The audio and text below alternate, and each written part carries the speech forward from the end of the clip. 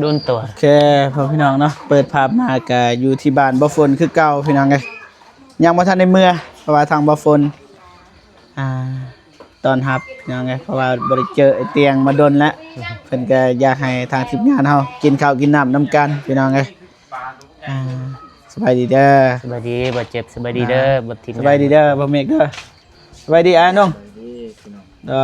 พากันตัดคลิปอยู่พี่น้องเอ้ยนี่สบายดีเด้อเด้อไอ้ยังถ่ายคลิปสบายดีให้คลิปกินข้าวมา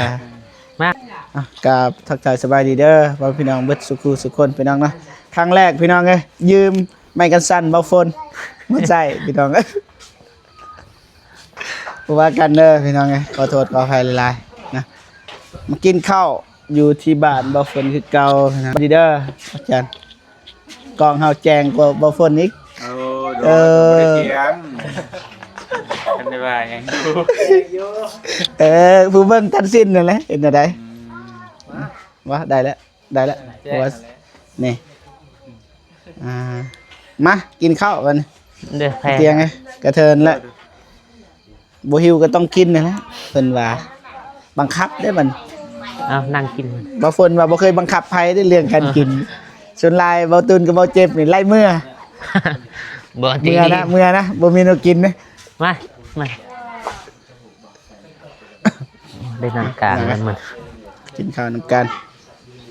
บ่ฝนเด้อเจ้าก็นั่งข้างนี้ให้เตียงนั่งอยู่หันไปได้แล้วนั่งจะแต่งไงไอ้เตียงเนี่ยมันแต่งแล้วไปนั่งเองบ่ได้เด้คิดบ่ออกเลยนะบ่ฝนตอนนี้นี่ทำโตบ่ถือขนาดยังรู้สึกแบบมันสุนมุนนะจักอะไรตอนสุนมุน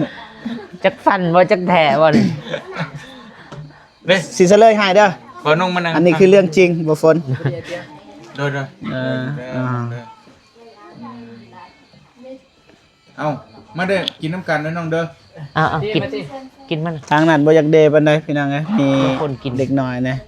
ญาตินะช่วงเห็นไอ้เตียงไอ้ลีนบ่ไหวปกติลายพริกมึงนิดหน่อยเฮือนลายตลอดนี่เบิดคือเห็นเลยบริเวณเป็นยังเก่งเนาะ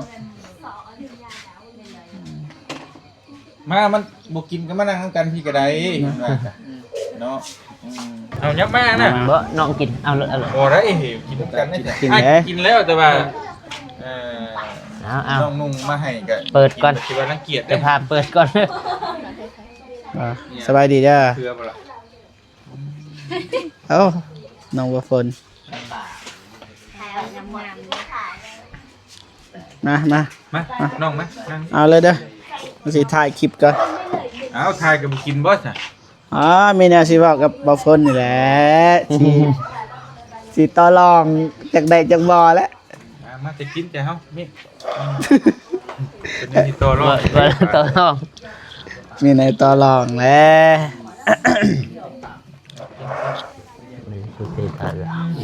ตัวนี้น่าตัวเสียนี่เพิ่นจำเกี่ยวยังนี่จังหวะนี่ปลากระเต่าวางมือเด้อพี่น้องเอ้ย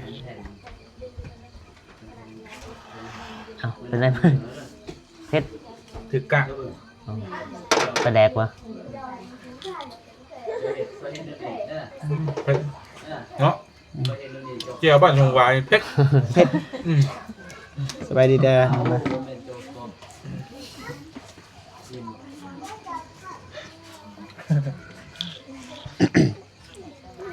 แล้วฝนเด้อมีแนวสิถามได้บัดนี้เด้อ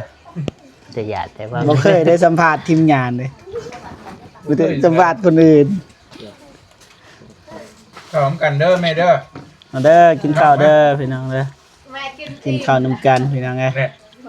บ่ฝนแต่งพ่อแล้วข้าวจนเบิดติ๊บนึงโอ้ยโชคเอาขี้ได้มั้ยไปเตะบ้านอยู่เซกองโอ้กินไปลีกเด้เตะลีกเด้ทีมแต่บัดจบยังบ่ได้นั่นบ่จ้ะอ๋อลีกเซกองเฮาลีกลาวบัดเตะน้ำเฮานี่สายบุญนี่โอ้เตะคือหยังปานนั้นยังติดลีกนั่นบ่คือกันเด็กกับคนเป็นกับคนวอง ย้อนในเตียงเลยสัตว์ว่า เอากระสนะอยู่ในเนาะ น้องทะเลเพชรว่า แพ้เลย น้องแบบอายตัวเองแบบบ่อยากเก่งบ่ได้เตะกับสายบุญน่ะนะแบบทีมสายบุญเป็นตัวคนอ่อนประมาณนั้นแหละนี่แหละไอ้เตียงไอ้นุ่งนั่นแหละ บริ ทีม งาง าน นสาย บ บุญ ริอ่อนได้ไอ้แข็ง ยืนแข็งเลยยังบ่เป็นเป็นจงบานไว้ยังเดะบ่ได้อะมันแบบเบาลงว่าได้นี่ กองลังเลย เบอร์หนึ่ง กองลังแบบความหวังเลย ขาดไอ้นุ่งมือใดนี่ยับเยิน บ้านมาได้เที่ยวยามนั้น รถจักรสีแดง เอามา รถ มันเปะกล่องมันเปะกระแตวตะไบอาหารนะเห็นป่ะคนเด้อ อืม คือ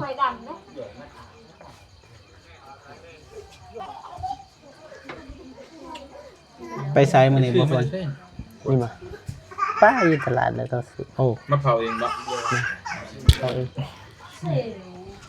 ไปใช้มันนี่ มือนี่บ่ โดย ตอนเสาร์นี่ฉีดยาตอนเสาร์ อืม ประมาณ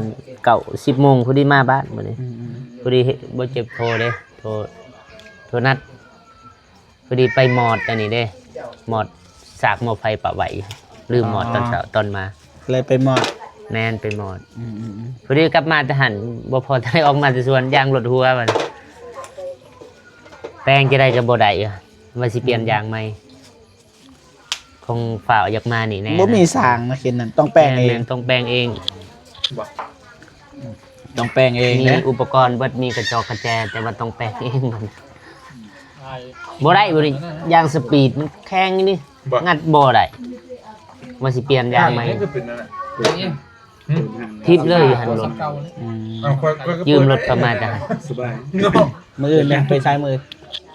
จังหวะมันไปถ่ายคลิปบ่ ไปเปล่าได้โทรศัพท์ใหม่เด้ ได้ เปิดเลยมืออื่นเบิ่งยอดวิววันนี้ ตากันดับเบิดเลยยอดวิวก็ได้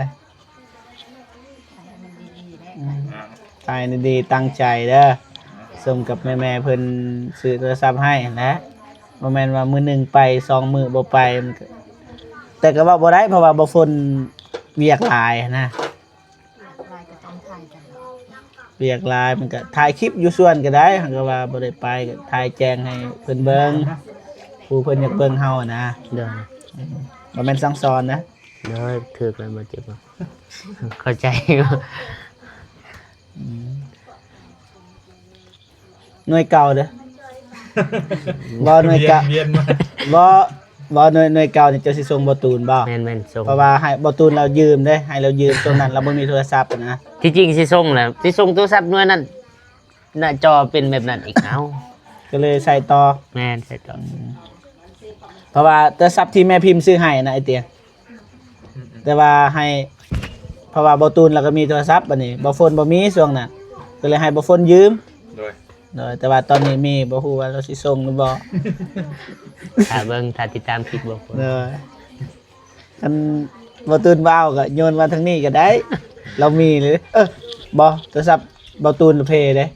แม่นบ่ เราซื้อมาแพงใน SLC เพย์แล้วพอดีเลยเป็นเจ้าส่งเพิ่นถ่ายเพิ่นบ่ได้ใส่ใหม่ในช่วงนี้เด้แบบว่าเอาแบบคันอยู่ไกลบ่ได้ยินเลย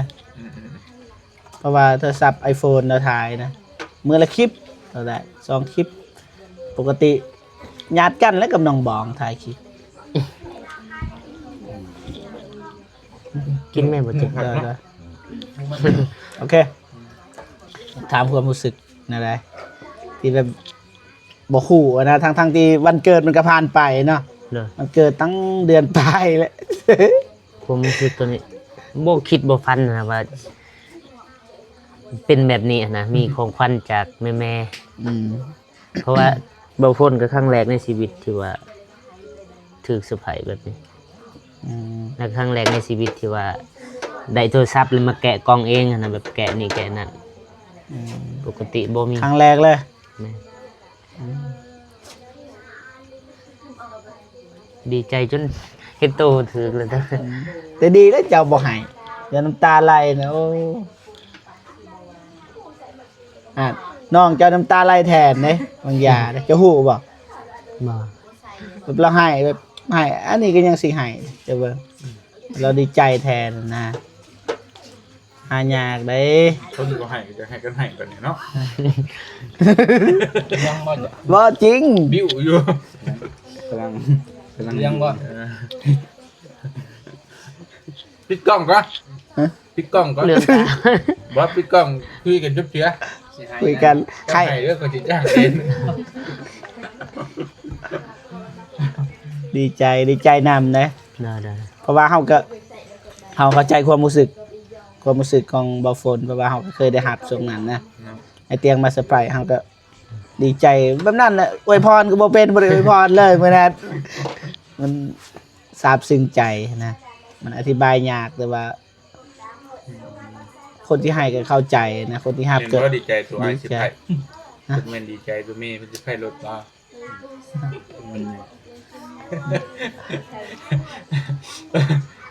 รถมันบ่รถ เออ รถเฮาฮู้แต่ตอนเฮาถ่ายคลิปอยู่นี่เด้อยู่เฮือนบ่ฝนแล้วว่าสิเอารถให้ อืม แบบลักษณะกรณีตอนนั้นแบบหูแหละบ่ได้เซอร์ไพรส์เนาะ แม่นบ่คือแบบเฮาคือบ่ฝนนี่คันสิเว้าเนี่ยเงินบางทีเราขายกาแฟได้อยู่10ล้านมันแต่ว่าเราฮู้แล้วเราสิได้ซำนั้นแต่ว่าโทรศัพท์นี่กับอันนี้ก็10ล้านคือกันมันต่างกันนะก็เป็นคุณค่าทางจิตใจมันจักสิพารณา โดย ไอเตียงนะอธิบายได้อยู่ เขาอธิบายบ่ได้อธิบายยากนะ จะให้มาพุ่นแล้ว ลองอธิบายเบิ่ง จักเสียอธิบาย จักสิอธิบาย เนี่ยแหละอ อ ธิ ธิบายบ่ได้ให้ได้ทั้งคนได้ทั้งนั้น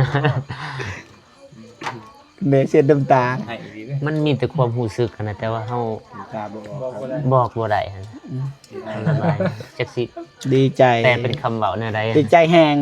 แบบซ้ำบ่รถดุด มันแค่บ่ รถรุดใช้ได้บาทรถรุดก็มาบาท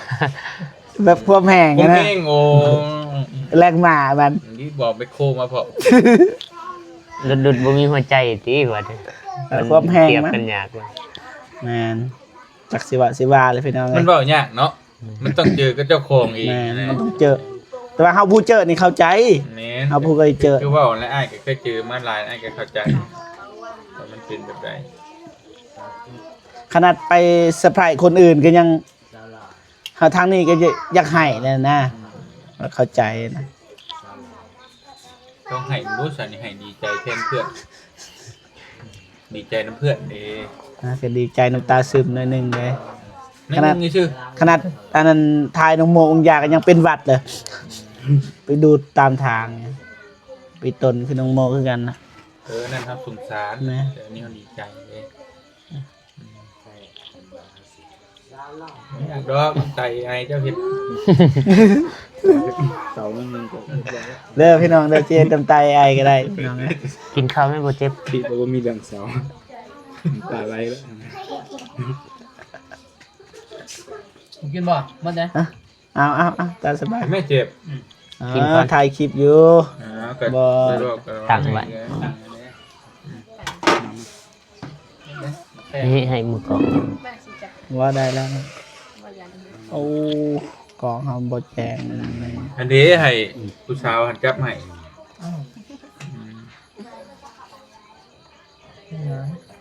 แต่มีไอ้นี้จะดอกกระบอกกระตุก อายบ่ให้จับ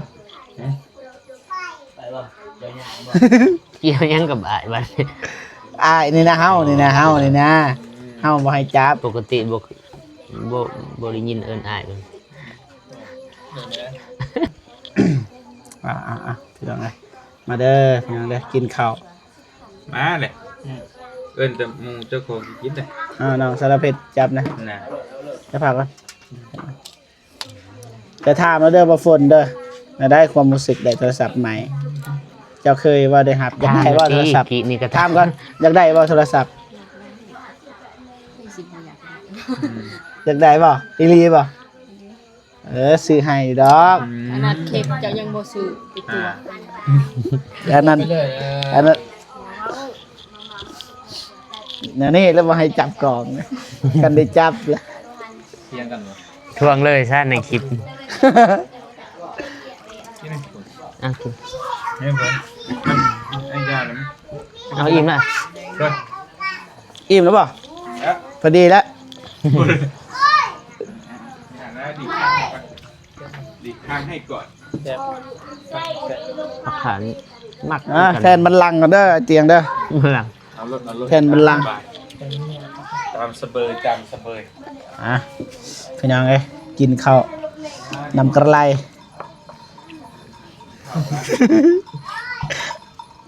โอ้ยจริงๆโอ้ดีละ อะไรกันเลย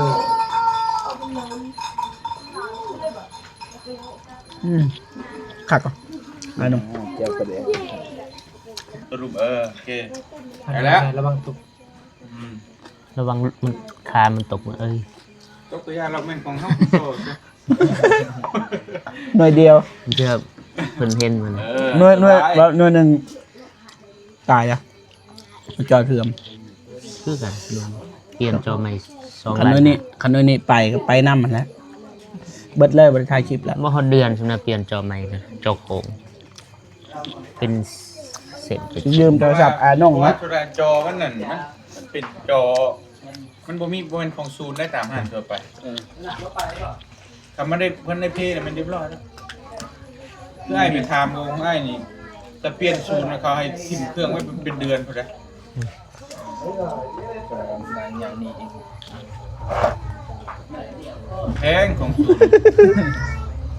ซูน16,000 ซ้ำเครื่องใหม่เลย มีนะ เอ็ น้ ด อยมาก เอ็ดสามได้ ตูนเปลี่ยนได้11,000ซึ่ง 11,000นะบ่เป็นซูน 9,000ป่ะ9,000 แต่ว่าเพย์อีกนี่ กาแฟบ่โดน 6ล้านแล้ววันละเปลี่ยน เป็นของก๊อก ซ้ำ พรีเมียม ซัมซื้อโทรศัพท์ใหม่สิทิมก็สิซื้อใหม่แพงกว่าเก่าอีก อย่างเงี้ย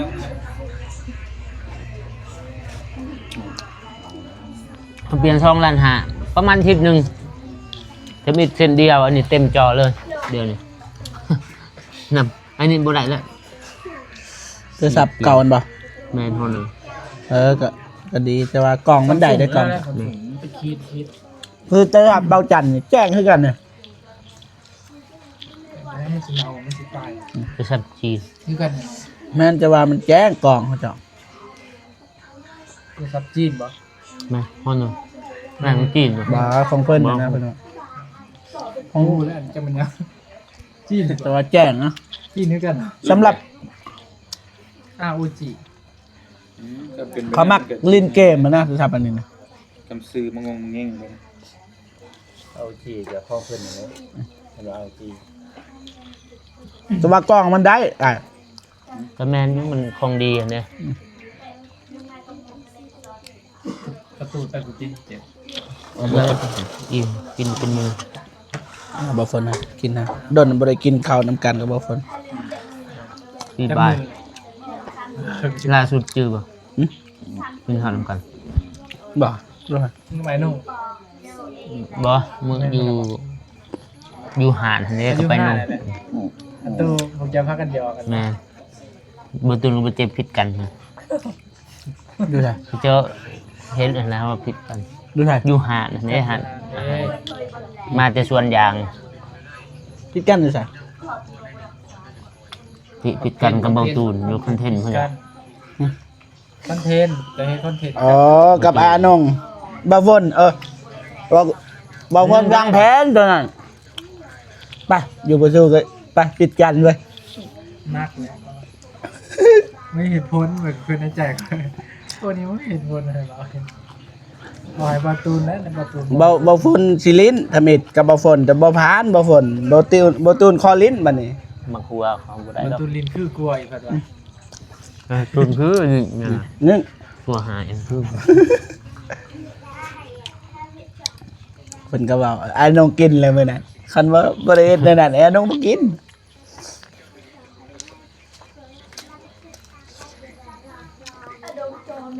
มาเด้อพี่น้องเด้อมาตูดคือเก่าพี่น้อง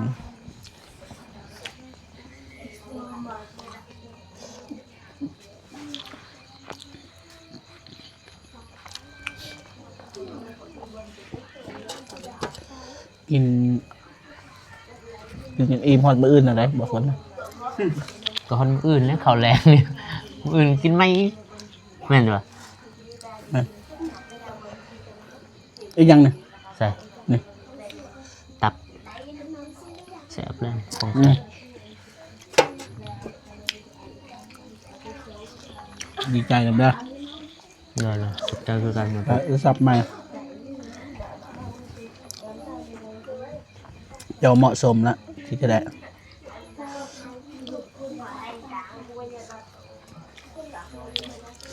มันน้อยเก่าแล้วไม่กันสั่นเก่ายังบ่ใจไม่กันสั่นเก่าเอาให้เอาใส่ เดี๋ยวตัวเก่ามันบ่ ตัวสีด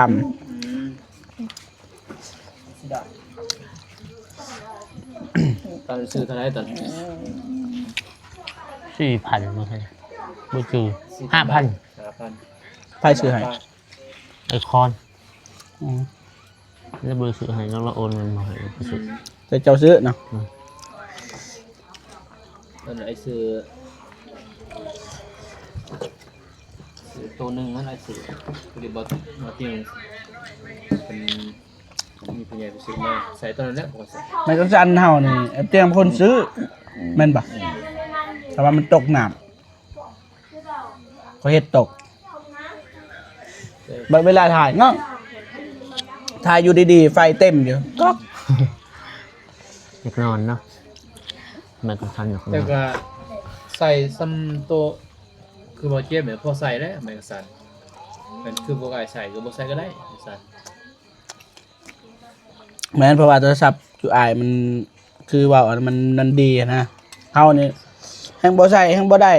เจ็บหัวเลยคนเบิ่งเขาจนบ่อยากเบิ่ง ใส่ก็สั่นบ่ได้ ถ้าเป็น ทำไมโทรศัพท์เบาเจ็บ เวลาดูคลิปปวดหัวจัง แต่หมูกับไอ้ตนหมูกับเบิ้ง นี่ต้นเขาก็เบิ่งนั่นแหละ คิดว่ามือต้นเลยสิซื้อให้บ่ มือต้นบัง บอกเขาก็เบิ้งให้ เบิ่งให้ก็เอาแล้ว แม่นบุญแล้วสำหรับหมูบ่เบิ้งจับ แต่ซื้อซ้ำได้บ่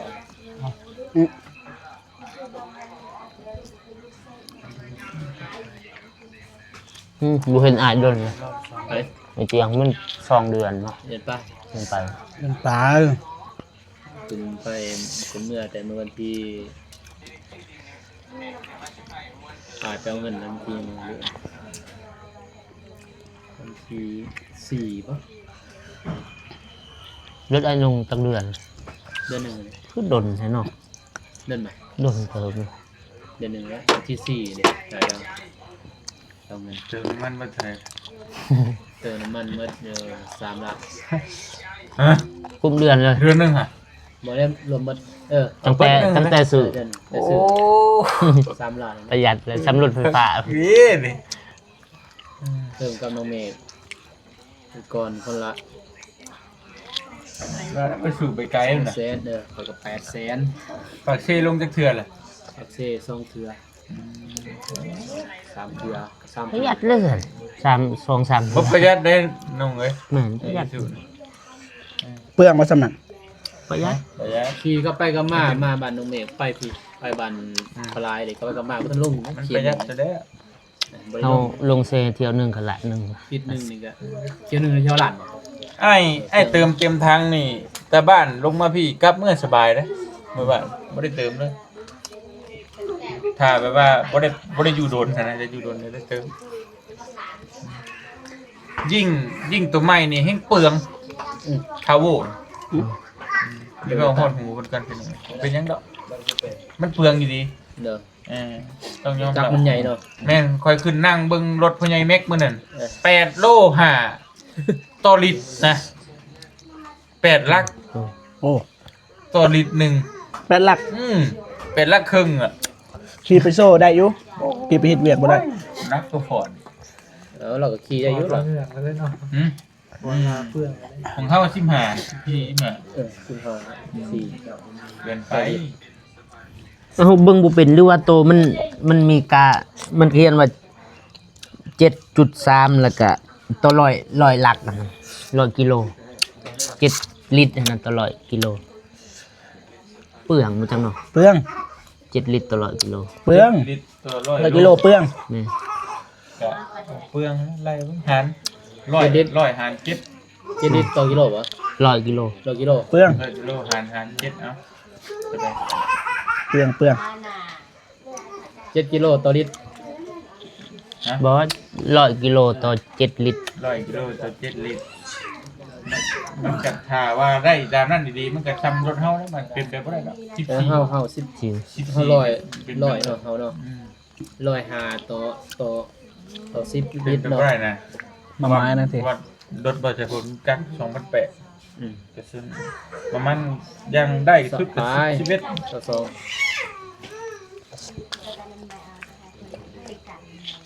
เต็มทังก็900ไปกิโล ไปบัดนี้พี่น้องเอ้ยกินข้าวเรียบร้อยยิ้มเป้ย โอ้ยยิ้มอีหยังบ่รู้เลยพี่น้องเอ้ เอ้าย หวยก็บ่ได้เออ ไปโอเคพี่น้องมิตรว่าบ่เจ็บก็สิจบคลิปก่อนเด้อพี่น้องเด้อเจอกันมื้ออื่นพี่น้องเนาะมิตรว่าฝากให้กำลังใจทางทีมงานเบิดสุขุสุคนพี่น้องเจอกันคลิปหน้าพี่น้องสำหรับคลิปนี้สบายดีเด้อไปก่อนพี่น้องไปบ๊ายบาย